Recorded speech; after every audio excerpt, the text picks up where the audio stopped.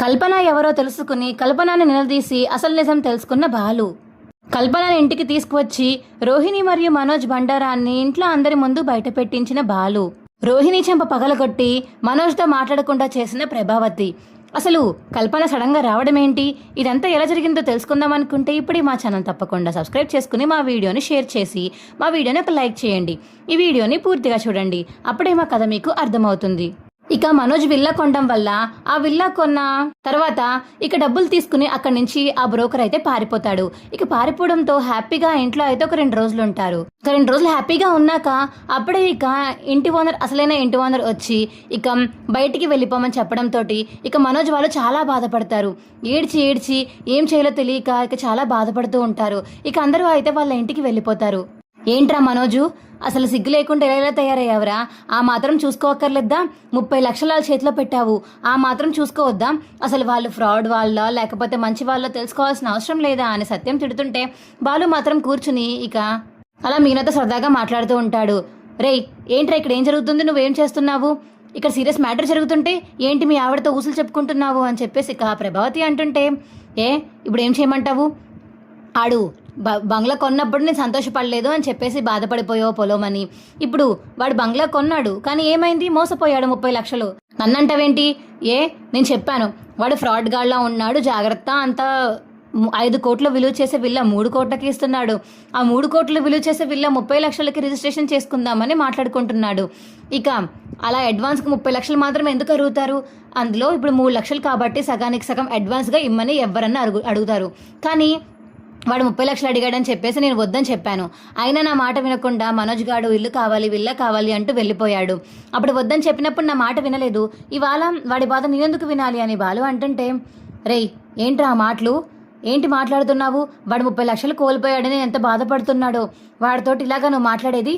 ఒక తమ్ముడుగా వాడిని ఓదార్చాల్సిన అవసరం నీదే కదా బాధ్యత అని ప్రభావతి అంటుంటే, ఏంటి వాడిని ఓదార్చాల్సిన బాధ్యత నాదా?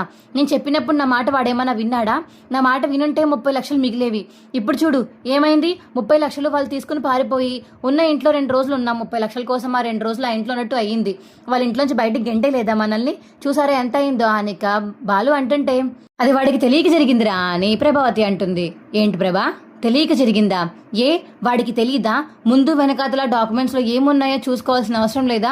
అసలు వాళ్ళు నిజంగా వీళ్ళు విల్లా ఓనర్లేనా కాదా ఏంటి అని ఏమీ ఒక్క క్వశ్చన్ కూడా అడగకుండా మనం అందరం వెళ్ళిపోయి ఇంట్లో కూర్చున్నాం. 2 రోజులు ఉన్నాము. 2 రోజులు ఉన్నాక ఆ ఇంటి ఓనర్ వచ్చి మనల్ని బయటికి గెంటేస్తే కానీ మనకు తెలియలేదు వాడు ఫ్రాడ్ చేశాడని. బాలుగాడు, రవి వీళ్ళందరూ అనుకున్నారు వాడి ముఖం చూస్తుంటేనే దొంగల కోళ్లు పట్టే వాళ్ళ ఉన్నారని వీళ్ళందరూ అన్నారు. కానీ మీరు మాత్రం మాట వినకుండా డబ్బులు ఇచ్చేసి ఇప్పుడు వీళ్ళందరినీ ఓదార్చమని అడుగుతారేంటి? నాకు అర్థం కాక అడుగుతున్నాను.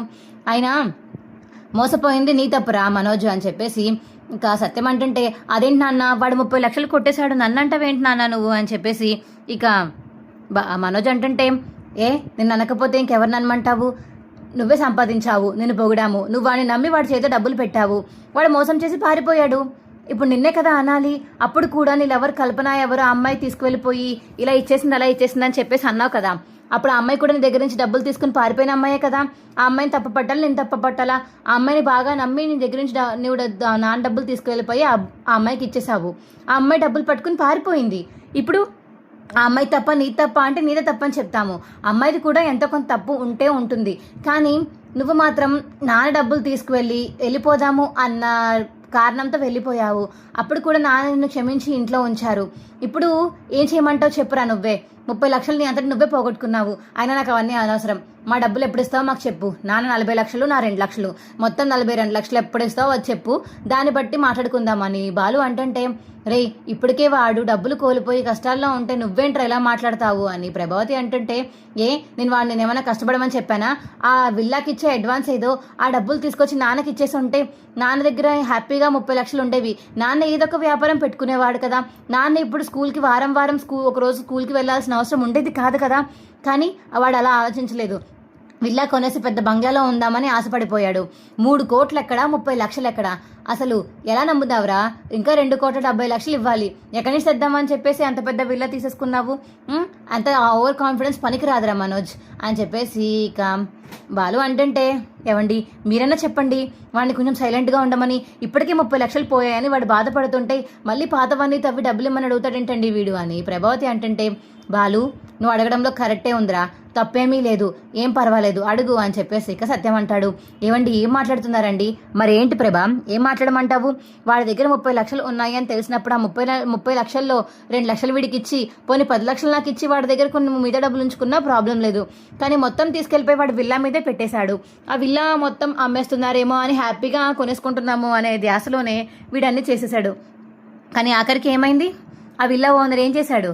ఆ ఓనర్ కూడా కాదు, వాడు పెద్ద బ్రోకరు, స్కామర్ అంట.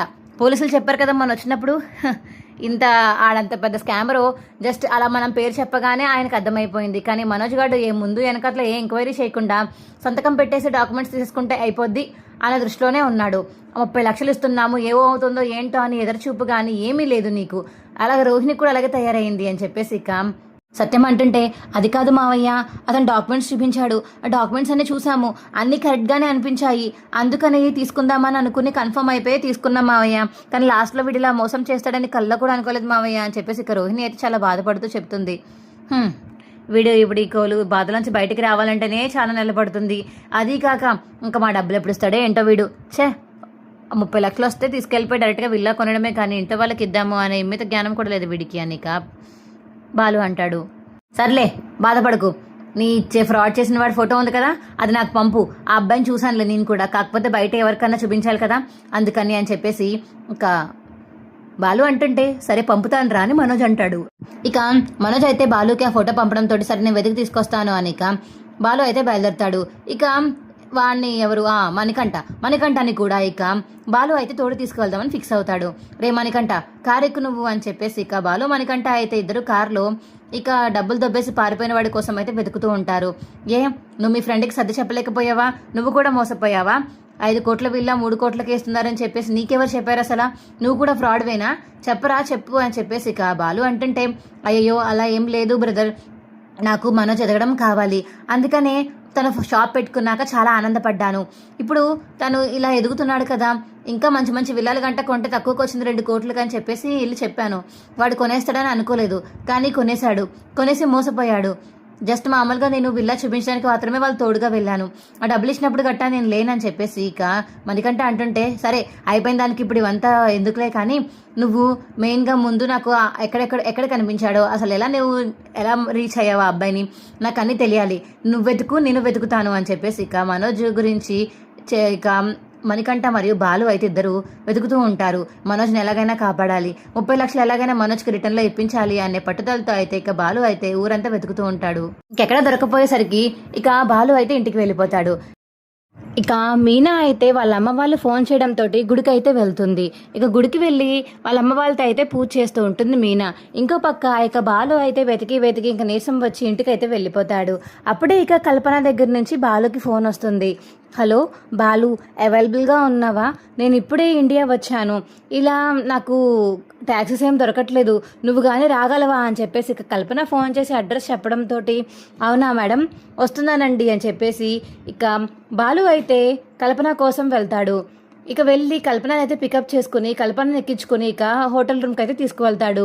Thank you so much Balu, phone చేసిన వెంటనే వచ్చినందుకు చాలా చాలా థ్యాంక్స్, నీకు చాలా థ్యాంక్స్ చెప్పాలి, ఏ టైంలో అయినా సరే నువ్వు అవైలబుల్గా ఉంటావు, నువ్వు నీలాంటి మంచివాడికి ఏ ఆపద ఉండకూడదు అని ఇక కల్పన అయితే చెప్తుంటే బాలుకి, అలా ఏం లేదు మేడం, నైట్ టైం అది కూడా ఎక్కడి నుంచో వచ్చారు మీరు, జాగ్రత్తగా ఉండాలి కదా మీరు కూడా, అందుకని మీకోసం ఆలోచించి వచ్చాను, నాకు కూడా చెల్లుందండి, చెల్లిని ఎంతగా జాగ్రత్తగా చూసుకుంటాను, మిమ్మల్ని కూడా అంతే జాగ్రత్తగా చూసుకుంటానండి, అందుకే వచ్చాను అని చెప్పేసి ఇక బాలు చెప్పడంతో, చాలా చాలా థ్యాంక్స్ బాలు, అవును నీకు ఒకటి ఇవ్వడం మర్చిపోయాను, ఇదిగో కూలింగ్ గ్లాస్ తీసుకో, ఎండలో బాగా డ్రైవ్ చేసినప్పుడైనా ఏదైనా సరే బాగా పనిచేస్తుంది కార్లో అని చెప్పేసి ఇక కల్పన అయితే కూలింగ్ గ్లాస్ ఇస్తుంటే, మేడం నిజంగా నాకేనా? అవును నీకే బాలు, నేను కెనడా నుంచి తీసుకువచ్చాను అని ఇక కల్పన అంటుంటే, thank you so much madam, ఇది మీరు ఇచ్చినట్టు తీపి గుర్తుగా ఒక సెల్ఫీ తీసుకుంటాను మేడం అని బాలు అడిగేసరికి, సరే బాలు నో ప్రాబ్లం తీసుకో అని కల్పన అనేసరికి ఇక కూలింగ్ గ్లాస్ పట్టుకుని కల్పన మరియు బాలు అయితే సెల్ఫీ తీసుకుంటారు. ఇక thank you so much madam అని చెప్పేసి బాలు అయితే అక్కడి నుంచి వెళ్ళిపోతాడు ఇక కూలింగ్ గ్లాస్ తీసుకుని. ఇక మీనా అయితే గుడి దగ్గర ఉండడంతో గుడి దగ్గరికి అయితే ఇక మీనా ఫోన్ చేయడంతో బాలు అయితే వెళ్ళి మీనాని పికప్ చేసుకోవడానికి వెళ్తాడు.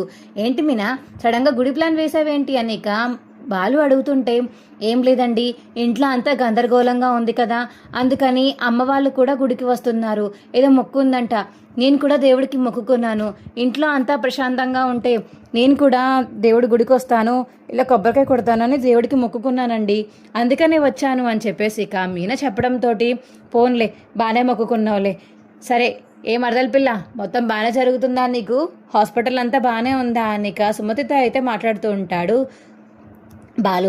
ఇంకా కూలింగ్ గ్లాస్ తీసుకుని అందరికీ చూపిస్తాడు బాలు. ఏంటి బావా కూలింగ్ గ్లాస్ ఎప్పుడు కొన్నావు అని ఇక సుమతి అడుగుతుంటే, నేను కొనలేదు, కెనడా నుంచి వచ్చిన మేడం ఒకళ్ళు నాకు ఇచ్చారు అని ఇక బాలు అంటుంటే, అవునా ఎవరా మేడం, నిజంగా చాలా మంచి పని చేశారు నీకు, కార్లో ఎండ తగలకుండా ఉండడానికి కూడా సన్ గ్లాసెస్ కూలింగ్ గ్లాసెస్ బాగా పనికొస్తాయి, బాగున్నాయి బావా, కానీ ఎవరిచ్చారో చూడాలని ఉంది నాకు అని సుమతి అంటుంటే, మీరు అడుగుతారనే నేను ఫోటో కూడా తీసుకుని వచ్చాను, ఇదిగో ఈవిడే అనిక బాలు అయితే సుమతికి ఫోన్ ఇచ్చి సుమతికి అయితే ఆ ఫోటో చూపించడంతో సుమతి ఈ ఫోటో చూసి, ఈ అమ్మాయిని ఎక్కడో చూశాను బావా, ఎక్కడో చూశాను, ఎక్కడా అని చెప్పేసి ఇక సుమతి అయితే అనుకుంటూ ఉంటుంది. లాస్ట్ టైం మా ఫ్రెండ్ వాళ్ళ పెద్ద పార్టీలో తనని చూశాను నేను, తను కెనడాలో జాబ్ కూడా చేస్తుంది, కెనడాలో ఉద్యోగం చేసింది అని ఏదో రూమర్స్ వచ్చాయి, తన పేరు కల్పన కదా, నాకు తెలిసి ఈవిడ అని చెప్పేసి ఇక సుమతి చెప్తుంటే, ఏంటండి కల్పన అంటుంది, అంటే మీ అన్నయ్య ప్రేమించి వదిలేసి వెళ్ళిపోయిన అమ్మాయి కూడా కల్పనాయే కదా అని చెప్పేసి ఇక మీనా అంటుంటే, అవును ఈ అమ్మాయి అసలు నీకెలా తెలుసు సుమతి అని బాలు అడుగుతాడు. అదే బావా, ఇంతకు ముందు ఒకసారి నేను మనోజ్తో కూడా చూశాను, మీ అన్నయ్యతో చూశాను తినని, అప్పుడు తనతో తిరిగేవాడు, నిజమే తను నాకు తెలిసి మీ అన్నయ్య లవరే తను అని చెప్పేసి ఇక సుమతి చెప్పడంతో, అవునా సరే అయితే నేను చెప్తాను, ఆ అమ్మాయి సంగతి నేను చూసుకుంటాను అని ఇక బాలు అయితే కోపంగా బయలుదేరిపోతాడు. కోపంగా బయలుదేరి ఇక కల్పన దగ్గరికి అయితే వెళ్తాడు. మేడం అసలు మీరు ఎక్కడి నుంచి వచ్చారు, నేను కెనడా నుంచి వచ్చాను, నా పేరు కల్పన, ఏంటి బాలు తెలియకుండా అడుగుతున్నావేంటి, తెలిసే మాట్లాడుతున్నావేంటి నువ్వు అని ఇక కల్పన అడుగుతుంటే, ఏమీ లేదు, మీరు ఇంతకుముందు ఒక అబ్బాయిని ఎవరినైనా ప్రేమించారా, మోసం చేసి ఇక్కడ నుంచి వెళ్ళిపోయారా అని బాలు అడుగుతుంటే, అదేంటి బాలు కొత్తగా అడుగుతున్నావేంటి, కొత్తగా అడగడం ఏంటండి, ఏదైనా మంచి వాళ్ళకైనా ప్రవర్తిస్తున్నారే ఏంటి మీరు, నాకు తెలుసు, నాకు మొత్తం తెలిసిపోయింది మీ గురించి అని బాలు అంటుంటే, ఏం తెలిసింది, మీరు మోసం చేసి 40 లక్షలు కొట్టేసి వెళ్ళిపోయింది ఎవరో కాదు, అది మా అన్నయ్యే, సిగ్గు లేకుండా ఆ డబ్బులతో తీసుకెళ్ళి కెనడాలో మీరు ఉద్యోగం చేసి అలా పెద్ద కంపెనీ పెట్టుకుని ఇప్పుడు ఈ స్టేజ్లో ఉన్నారంటే దానికి కారణం మా డబ్బులే, మా నాన్న కష్టాజీతం రక్తం ఓడ్చి 40 సంవత్సరాలు మా అందరినీ పెంచి కష్టపడి సంపాదించే డబ్బులు అవి, రిటైర్మెంట్ అయ్యాక వచ్చిన డబ్బులు అవి, మీరు పట్టుకెళ్ళిపోతే మా నాన్న ఎంత బాధపడ్డారో తెలుసా, మా అన్నయ్యకి సిగ్గు లేకపోతే సరే, మా నాన్న డబ్బులు తీసుకువెళ్ళడానికి అసలు మీకు మనసులో వచ్చింది మేడం, మీరు చాలా మంచి వాళ్ళు అనుకున్నాను నేను అని ఇక బాలు అంటుంటే, హలో బాలు ఆపుతావా, నేను ఆల్రెడీ మీ అన్నయ్యకి 40 లక్షలు ఆల్రెడీ ఇచ్చేసాను అని కల్పన చెప్పడంతో, ఏంటి మేడం 40 లక్షలు ఇచ్చేసారా, అవును ఇచ్చేసాను, ఏంటి ఈ విషయం మీ అన్నయ్య నీకు ఇంట్లో చెప్పలేదా, లేదు మేడం, అంటే మీ అన్నయ్య ఫ్రాడ్ నాటకం ఆడుతున్నాడు, నువ్వు నన్నే తిడుతున్నావు, కానీ మీ అన్నయ్య ఏం చేశాడో తెలుసా, మీ అన్నయ్య మీ వదిన ఇద్దరు కలిసి నా మీద పోలీస్ కేసు పెడితే నేను ఆ పోలీస్ కేసు వల్ల మీ అన్నయ్యకి మళ్ళీ తిరిగి నేను 40 లక్షలు తిరిగి ఇచ్చేసాను, ఇచ్చేసాక కూడా వాళ్ళు వదలలేదు, సాక్షి సంతకం కావాలి అన్నప్పుడు నేను నీ చేతే పెట్టించాను గుర్తుందా, అదే ఈ సాక్షి సంతకం అని చెప్పేసి కల్పన చెప్పేసరికి, అవునా అంటే ఇదంతా ముందు జరిగింది, డబ్బులు ఇచ్చేసారా మీరు, వాళ్ళు డబ్బులు తీసుకున్నా కూడా మా నాన్నకి ఇవ్వలేదంటే వాళ్ళు ఏదో ఫ్రాడ్ పని చేస్తున్నారనమాట అని చెప్పేసి ఇక బాలు అంటుంటే, ఏమో మీ అన్నయ్య గురించి నాకు తెలియదు కానీ మీ వదిన మాత్రం చాలా దారుణం, తన మైండ్ సెట్ కూడా చాలా దారుణంగా ఉంది, నేనే మీ అన్నయ్యని మోసం చేశానంటే ఇక తన పేరేంటి, రోహిణి కూడా అలాగే మీ అన్నయ్యని మోసం చేస్తుందని నేను నమ్మాను, తను నాకన్నా పెద్ద ఫ్రాడ్ తెలుసా బాలు అని చెప్పేసి ఇక కల్పన అంటుంటే, మేడం మీరేమీ అనుకోకపోతే మీరు మా ఇంటికి వచ్చి ఈ నిజాన్ని చెప్తే చాలు, అంతకుమించి నాకు ఇంకేమీ అవసరం లేదు అని బాలు అంటుంటే, వస్తాను బాలు, నీ కోసం వస్తాను, నువ్వు చాలా మంచివాడివి, మీ నాన్న కష్టజితాన్ని ఎప్పటికీ వేస్ట్ చేయకుండా ఉంటావని నమ్మకం నాకుంది, నీ కోసం వస్తాను, మీ అన్నయ్య సంగతి మొత్తం బయట పెడతాను అని ఇక కల్పన చెప్పేసరికి, సరే madam thank you so much, రండి మేడం, నా కారులో రండి. నేను వెళ్ళి ముందు వాడి మొత్తం ఏదో ఒకటి అడిగి బయట పెట్టేలా చేస్తాను. వాడు మాత్రం నిజం చెప్పకపోతే అప్పుడు మీ ఎంట్రీ ఇవ్వండి చాలు నాకు అని ఇక బాలు చెప్పేసరికి వస్తాను వస్తాను బాలు అని ఇక కారు అయితే ఎక్కుతుంది కల్పన. ఇక ఆ బాలు అయితే కల్పనని కారులో కూర్చోమని బాలు అయితే కోపంగా ఇంటికి వస్తాడు. మీనా కూడా ఇంట్లో ఉండి ఏమైందో ఏంటో గుడి దగ్గర చాలా కోపంగా వెళ్ళిపోయారు, ఏం జరుగుతుందో ఏంటో ఇప్పుడు అని చెప్పేసి ఇక మీనా అయితే మనసులో అనుకుంటూ ఉంటుంది. అప్పుడే బాలు లోపలికి రావడంతో ఇంకా ఇంట్లో అందరినీ పిలుస్తారు. ఏమండి ఏమైందండి, ఇందా కోపంగా వెళ్ళిపోయారు, అంతా సెట్ అయిందా అని మీనా అడిగేసరికి మొత్తం సెట్ అయింది మీనా, నువ్వేం కంగారు పడుకు, ఇప్పుడు మొత్తం నిజాలు బయటపడతాయిలే అని బాలు అంటుంటే అప్పుడే ఇంక ఇంట్లో అందరూ బయటికి వస్తారు. రే ఇలా రారా అని చెప్పేసి ఇక డైనింగ్ టేబుల్ని ఇక బోన్ కింద చేసి మనోజ్ అయితే అందులో నించోపెడతాడు బాలు. ఏరా తిక్కగా ఉందా, ఏమైంది, మళ్ళీ బోన్లో నించోబెట్టావు, నేనేం తప్పు చేశాను, ఆల్రెడీ నేను చేసిన దానికి నాకు అయిపోయింది కదా, మోసపోయాను కదా, మళ్ళీ ఏమైంది అని మనోజ్ అడిగేసరికి ఏమైందా అన్న, ఎంత పెద్ద మోసం చేసి ఏమైందా అని సింపుల్గా అడుగుతున్నావురా నువ్వు, నాన్నని మోసం చేసి 40 లక్షలు కొట్టేసి పారిపోయావు, ఆ డబ్బులు మళ్ళీ తీసుకురాలేదు, ఆ డబ్బులు నీకు అసలు ఎక్కడి నుంచి వచ్చాయా లేదా చెప్పరా అనిక బాలు అడుగుతుంటే ఆ డబ్బులు నాకెందుకు వస్తాయిరా, మాజీలు ఎవరు పట్టుకెళ్ళి పారిపోయింది కదా, ఆ డబ్బులు నా దగ్గర ఎక్కడ ఉంటాయి అని మనోజ్ అడిగేసరికి ఓహో నీ మాజీలు ఎవరు పట్టుకెళ్ళిపోయింది, నీకు ఇవ్వలేదు అంతే కదా, అదే కదా అని చెప్తున్నావు, సరే అయితే ఇప్పుడు నువ్వు షోరూమ్ పెట్టడానికి నీ డబ్బులు ఎక్కడ ఇవ్వరా, చెప్పాను కదరా మా రోహిణి వాళ్ళ నాన్నగారు మలేషియా నుంచి పంపారని, ఇప్పుడు ఏంటి నీ బాధ, షోరూమ్ మీద ఎందుకు పడ్డావు వచ్చి నువ్వు ఇలా వదిలేసి అని మనోజ్ అంటుంటే ఓహో అయితే ఎంత అడిగినా తమ నిజం చెప్పారనమాట, సరే అయితే కల్పన మేడం అని గట్టిగా పిలుస్తాడు ఇక బాలు. కల్పన అయితే లోపలికి వస్తుంది. కల్పనను చూసి రోహిణి మరియు మనోజ్ ఇద్దరు షాక్ అయిపోతారు. అయిపోయింది మన పని అయిపోయింది అని ఇద్దరు ముఖాలు చూసుకొని కళ్ళతో సైకిల్ చేసుకుంటూ ఉంటారు. హలో నమస్తే అండి, నా పేరు కల్పన, నేను మనోజ్తో పాటు ఒక సంవత్సరం పాటు లివింగ్ రిలేషన్షిప్లో ఉన్నాను, తన దగ్గర డబ్బులు తీసుకుని పారిపోయింది నేనే అని కల్పన చెప్తుంటే ఏంటి సిగ్గు లేకుండా మా ఇంటికి వచ్చి మాట్లాడుతున్నావు, చిచ్చి 40 లక్షలు తీసుకుని పారిపోయిందే కాకుండా మళ్ళీ మా ఇంటికి వస్తున్నావా, రవి ఫోన్ చేయరా పోలీసులకి ఫోన్ చేయని చెప్పేసి ఇక ప్రభావతి అంటుంటే పోలీసులకా ఎందుకు చేస్తారండి, ఎందుకు చేయకూడదు, 40 లక్షలు మా తీసుకుని పారిపోయిందే కాకుండా నువ్వు తిరిగి ఇవ్వకుండా ధైర్యంగా మా ఇంటికి వచ్చి నీ పేరు ఊరు చెప్తావా, అసలు ఎక్కడ దానివి నువ్వు అని ప్రభావతి తిడుతుంటే హలో ఇవ్వలేదని మీకు ఎవరు చెప్పారు, నేను 6 నెలల క్రితమే అదిగో అక్కడ ఉన్న బోన్లో నిలబడే మనిషికి నేను మొత్తం డబ్బులు పే చేశాను అని కల్పన చెప్పేసరికి లేదు నేను నాకేం డబ్బులు ఇవ్వలేదు, తను అన్ని అబద్ధాలు ఆడుతుంది, మీరు గట్టిగా తిట్టేసరికి అబద్ధాలు ఆడుతుందమ్మా అని మనోజ్ అంటుంటే ఏ అబద్ధాలు ఆడుతున్నవే నువ్వు, పద స్టేషన్కి పద అని చెప్పేసి ఇక ప్రభావతి అంటుంటే సరే అయితే నా దగ్గర ఉన్న సాక్ష్యాలతో మేము కొడుకే స్టేషన్కి వెళ్తాడు, కావాలంటే ఇది చూడండి ఈ పేపర్, నేను తను నా మీద కేసు పెట్టిన పేపర్, ఇదిగోండి ఇది విత్డ్రా చేసుకున్న పేపర్, అందులో నేను ఆల్రెడీ 40 లక్షలు ఇచ్చేసినట్టు అందులో ఉంటుంది చూసుకోండి అని చెప్పేసి కల్పన అంటుంటే ఇంకోటి కూడా ఉంటుంది చూసుకోండి, అందులో సాక్ష్యం పెట్టింది కూడా నేనే, మేడం అప్పుడు ఒకసారి ఇంతకు ముందు కలిసి నాకు సాక్ష్యం సంతకం పెట్టమంటే అప్పుడు సాక్ష్యం సంతకం పెట్టింది నేనే అని చెప్పేసి బాధ చెప్తుంటే ఇక ప్రభావతి సత్యం అలా ఉండిపోతారు.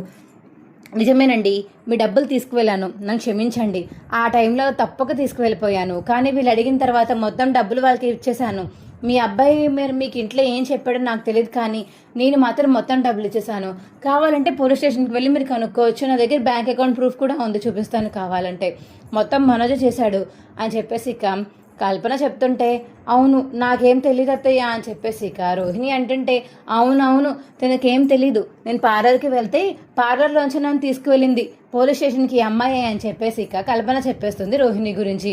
ఇక ప్రభావతికి అయితే ఒళ్ళు మండిపోయి అలా కోపంగా చూస్తుంది రోహిణిని మరియు మనోజ్ని. ఇక సరే అంకుల్, సరే ఆంటీ, నన్ను క్షమించండి, ఏదైనా తప్పు చేసి ఉంటే నన్ను క్షమించండి, నేను చేశానని నాకు తెలుసు, ఆ తప్పుని నేను డబ్బులు ఇచ్చి సరిదిద్దుకున్నాను, ఇక నేను వడ్డీతో సహా 5 లక్షలు ఎక్స్ట్రా ఇచ్చాను వీళ్ళకి, కాబట్టి నన్ను క్షమించండి అని చెప్పేసి ఇక కల్పన అయితే అక్కడి నుంచి వెళ్ళిపోతుంది. థ్యాంక్స్ మేడం అని ఇక బాలు చెప్తాడు. సరే బాలు, నేను వచ్చింది నీకోసమే అంకుల్, నేను బాలుకి మీ మీద ఎంత ప్రేమ ఉందో తన మాటల్లో నేను చూశాను, తనకి నిజం తెలిసిన వెంటనే నన్ను తిట్టడం మానేసి మా నాన్న డబ్బులు ఎందుకు తీశారు అని మాత్రమే అడిగాడు, తను మీ కొడుకంటే మనోజ్ లాంటి వాళ్ళు పని చేయరండి, సరే బాలు నేను నీకోసం వచ్చాను నిజం చెప్పాను వెళ్ళిపోతున్నాను అని కల్పన అక్కడి నుంచి వెళ్ళిపోతుంది. ఇక ప్రభావతి అయితే వెళ్ళి మనోజ్ కాలర్ పట్టుకుని ఏరా ఎందుకు ఇలా చేసావరని అడుగుతుంటే ఇక అప్పుడే రోహిణి అయితే భయంగా చూస్తుంది. అవునరా నువ్వు పక్కకు జరుగు, ఏవే రోహిణి అసలు ఏమనుకుంటున్నావే నువ్వు అంటే నా డబ్బులే పట్టుకెళ్ళిపోయి మళ్ళీ మలేషియా నుంచి తీసుకొచ్చారు, మీ నాన్న ఇచ్చారు అని అబద్ధాలు ఆడి అందులోంచి మళ్ళీ నాకు షేర్ ఎప్పుడో అంతంత కొంచెం కొంచెం ఇచ్చేదానివా? మా ఆయన డబ్బులే దొంగతనం చేసి రివర్స్లో మళ్ళీ నువ్వు నాకు డబ్బులు ఇచ్చావా? వారేవా, ఎంత బాగా బ్రెయిన్ సెట్ వాడారమ్మా మీ ఇద్దరు ఒకటే అని చెప్పేసి ఇక ప్రభావతి అయితే రోహిణి చెంప చల్లుమని పగలు కొడుతుంది. ఇక రోహిణి అయితే అలా చూస్తూ ఉండిపోతుంది. అత్తయ్య అలా కొట్టారేంటి అత్తయ్య? కొట్టాలా ఇంకేమన్నా చెయ్యాలా? అసలు నువ్వు ఇంట్లో ఉండడానికి వీల్లేదు, బయటికి వెళ్ళిపో. నువ్వు అసలు మాట్లాడకు మా వాడితోటి. 40 లక్షలు మీ వాళ్ళు పంపించారని నన్ను అంతస్తు పైకి అంతస్తు అలా ఎక్కించేశావు. ఇప్పుడు ఆ 40 లక్షలు పంపించింది మీ వాళ్ళు కాదని తెలిసాక ఇక నన్ను ఎందుకు కొడుతున్నావని సిగ్గు లేకుండా అడుగుతున్నావా? ఆబదలాడిందానా అని చెప్పేసి ఇక ప్రభావతి అయితే రోహిణి మీద ఇక ఎగిసిపడుతుంది. మా వీడియో మీకు ఎలా అనిపించిందో కింద కామెంట్ సెక్షన్లో తెలియజేయండి. ఈ వీడియో ఖచ్చితంగా ఫ్యూచర్ ఎపిసోడ్లో జరగబోతుంది కాబట్టి సీరియల్ని ఎప్పుడు మిస్ కాకుండా చూడండి. Bye friends.